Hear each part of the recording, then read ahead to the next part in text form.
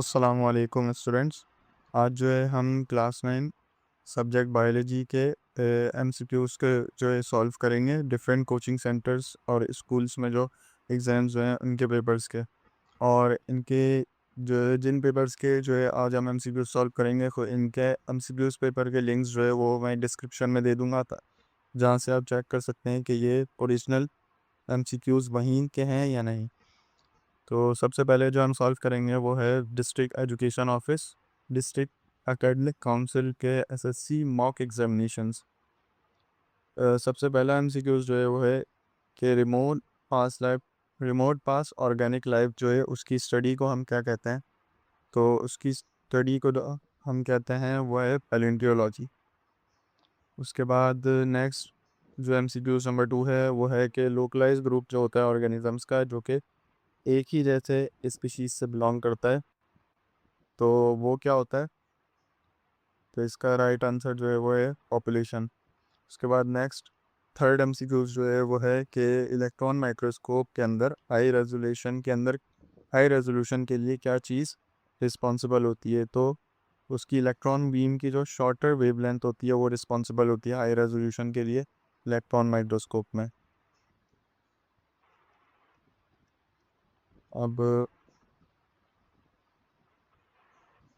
इसके बाद next MCQ जो है वो साइंटिफिक नेम ऑफ फ्रॉग जो कि होता है राना टिग्रीना। साइंटिफिक रीजनिंग जिसके अंदर हम स्पेसिफिक से जनरल की तरफ जाते हैं वो होती है इंडक्टिव रीजनिंग। इसके बाद सेकेंडरी वॉल जो है सेल वॉल की वो बनी हुई होती है सेलुलोज और लाइग्निन से। इसके बाद सेवेंथ एमसीक्यूज है कि ऐसे टाइप का सेल डिवीजन जिसमें स्मॉल मदर सेल प्रोड्यूस करते हैं स्पोर्स को, उसे हम कहते हैं मियोसिस। उसके बाद दो वैल्यूज़ को कंपेयर करने का जो प्रोसेस है उसे हम क्या कहते हैं, उसे हम कहते हैं या उस टर्म को हम कहते हैं रेशो। इसके बाद नाइन्थ एमसीक्यू है कि ये सारे फैक्टर्स एंजाइम की एक्टिविटी में इन्वॉल्व होते हैं या इसको अफेक्ट करते हैं, चेंज करते हैं एक्सेप्ट ऑर्गेनिक सॉल्वेंट के। इसके बाद टेंथ एमसीक्यू है कि हर एक मॉलिक्यूल जो होता है एटीपी का वो स्टोर करता है 7.3 किलो कैलोरीज पर मोल एनर्जी। उसके बाद 11 एमसीक्यूज़ है कि फंडामेंटल मॉलिक्यूल जो कि फोटोसिंथेसिस के अंदर प्रोड्यूस होता है, यानी कि मेन मॉलिक्यूल जो फोटोसिंथेसिस में प्रोड्यूस होता है वो होता है ग्लूकोज। और लास्ट एमसीक्यूज़ जो है वो है कि विटामिन के की डेफिशिएंसी जो है वो कॉज करती है ब्लीडिंग डिसऑर्डर जिसको हम कहते हैं एनीमिया। इसके बाद नेक्स्ट जो पेपर है जिसको हम सॉल्व करेंगे वो है प्रैक्टिकल सेंटर का कॉम्प्रिहेंसिव एग्जामिनेशन। इसका पहला एमसीक्यू है कि वाटर की स्प्लिटिंग, वाटर का टूटना लाइट की प्रेजेंस में, उस प्रोसेस को हम क्या कहते हैं, फोटोलाइसिस। इसके बाद सेकंड है कि एंजाइम सबसे ज़्यादा एक्टिव होते हैं अपने ऑप्टिमम पीएच पे, जो पीएच जिस एंजाइम के लिए ज़रूरी है उसी पीएच पे वो सबसे ज़्यादा एक्टिव होगा। इसके बाद थर्ड एमसीक्यू है क्या है, सपोर्टिंग कनेक्टिव टिश्यू की वो टाइप जो कि सेमी सॉलिड और फ्लेक्सिबल, यहाँ पे और आएगा, और फ्लेक्सिबल होती है, उसे हम कहते हैं कार्टिलेज। इसके बाद कौन सी वीन है जो कि ब्लड को लीवर से लेकर आती है, तो उसको हम कहते हैं हेपेटिक वीन। फिफ्थ एमसीक्यू है कि लीव्स जिसके पास स्टोमेटा दोनों सरफेस पे होता है उनको हम कहते हैं मोनोफिशियल लीव्स। उसके बाद सिक्स्थ एमसीक्यू है कि लिक्विड वैक्यूल के इनसाइड जो होता है उसे हम क्या कहते हैं, उसे हम कहते हैं सेल सैप।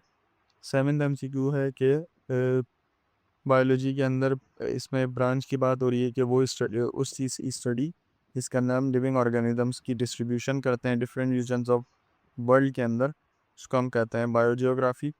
उसके बाद एट्थ एमसीक्यू है कि हमने ऑड वन यानी कि बिल्कुल अलग जो है इन चारों चीज़ों में से उसे सिलेक्ट करना है। तो इसमें से सबसे ऑड वन जो है वो रेशो की टर्म है।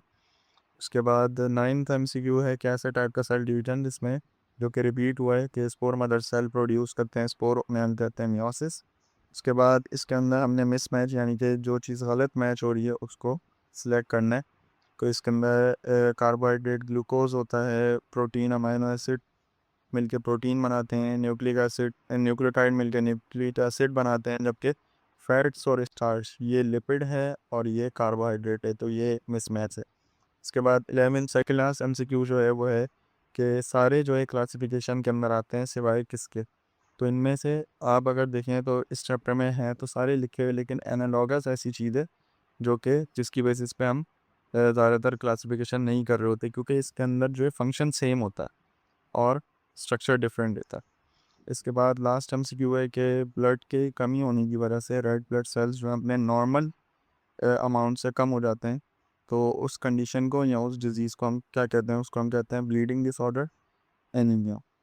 इसके बाद नेक्स्ट पेपर जो है वो है आदमजी कोचिंग सेंटर का कॉम्प्रिहेंसिव एग्जामिनेशन। इसका पहला MCQ है कि साइंस जिसके अंदर हम डायग्नोस और ट्रीट करते हैं डिजीज़ को, उसको हम कहते हैं मेडिसन। सेकंड है कि एरिथ्रोसाइट्स यानी कि RBCs रेड ब्लड सेल्स की लाइफ ड्यूरेशन होती है अबाउट 120 डेज। उसके बाद जितनी भी ऑब्जर्वेशन और डेटा जो हम कलेक्ट करते हैं उसकी डिटेल देने को हम कहते हैं रिजल्ट। थर्ड MCQ है जब बायोलॉजिकल नेम कैट का होता है फेलिस कैटस। इसके बाद फिफ्थ MCQ है कि ऐसा सेल ऑर्गेनिल जो कि एनिमल सेल में पाया जाता है और मदद करता है इंट्रासेल्यूलर यानी कि सेल्स के अंदर की डाइजेशन को, तो उसे हम कहते हैं लाइसोसोम।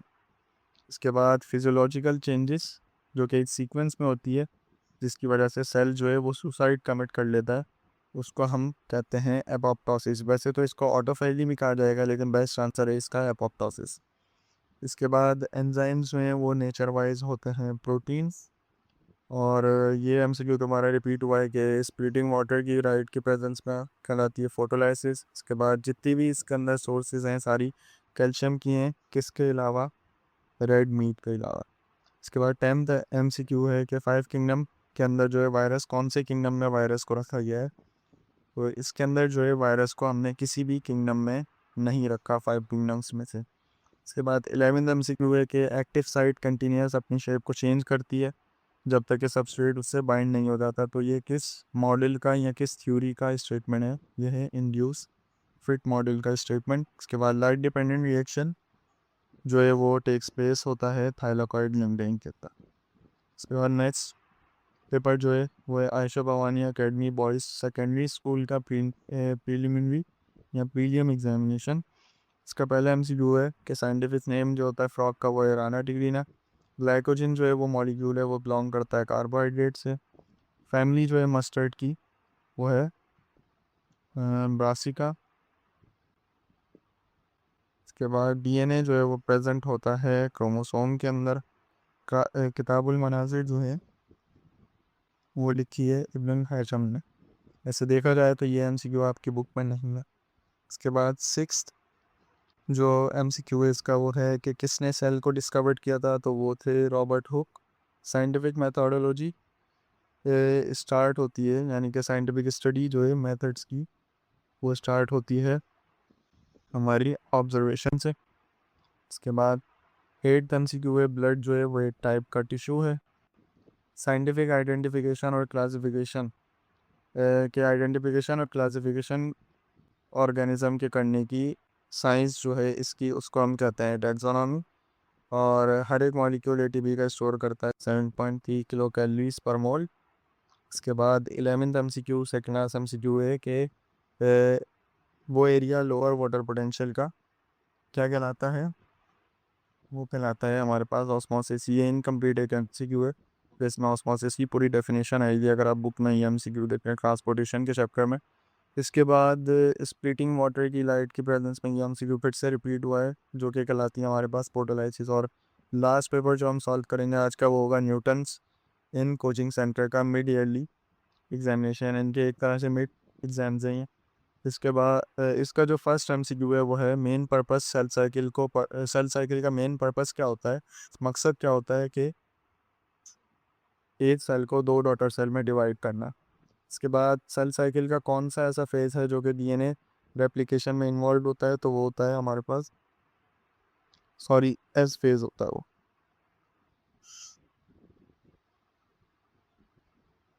इसके बाद थर्ड MCQ हमारे पास बेसिक यूनिट लाइफ का जो है वो सेल है, और कौन सा ऐसा ऑर्गेनेल है जो कि पावर हाउस ऑफ सेल कहलाता है, तो वो है माइटोकॉन्ड्रिया। इसके बाद फिफ्थ MCQ है कि कौन सा ऐसा स्ट्रक्चर है सेल के अंदर जो कि किसी भी चीज़ के एंटर होने और एग्जिट होने को कंट्रोल करता है, तो वो होती है प्लाज्मा मेम्ब्रेन, जिसका ऊपर पूरा मॉडल जो है वो दिया गया है फ्लूइड मोज़ेक मॉडल करके। उसके बाद सिक्स्थ एमसीक्यू है कि इंट्रैक्शंस ऑर्गेनिज्म और इन्वायरमेंट के दरमियान जो इंट्रैक्शन होते हैं उसकी स्टडी को हम क्या कहते हैं, उसकी स्टडी इकोलॉजी का, बुक में ये इन्वायरमेंटल बायोलॉजी करके लिखा हुआ है। इसके बाद स्टडी जो है हेरिडिटी और वेरिएशन की, उसको हम जेनेटिक्स कहते हैं। माइक्रो ऑर्गेनिजम्स की स्टडी को हम माइक्रोबायोलॉजी कहते हैं। और क्लासिफिकेशन ऑफ ऑर्गेनिजम्स की जो डील करते हैं हम जिस ब्रांच में, उसको हम टैक्सोनॉमी कहते हैं।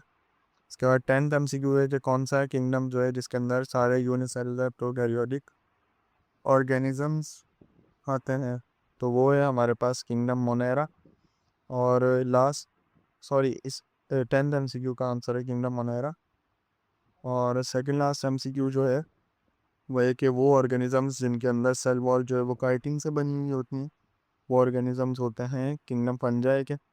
और किंगडम एनिमेलिया, लास्ट एमसीक्यू जो है आज का, वो है किंगडम एनिमेलिया जो है उसके अंदर कौन से ऑर्गेनिजम्स आते हैं। वो ऑर्गेनिजम्स आते हैं जो कि हीट्रोट्रॉफिक भी होते हैं और मल्टी सेलुलर होते हैं।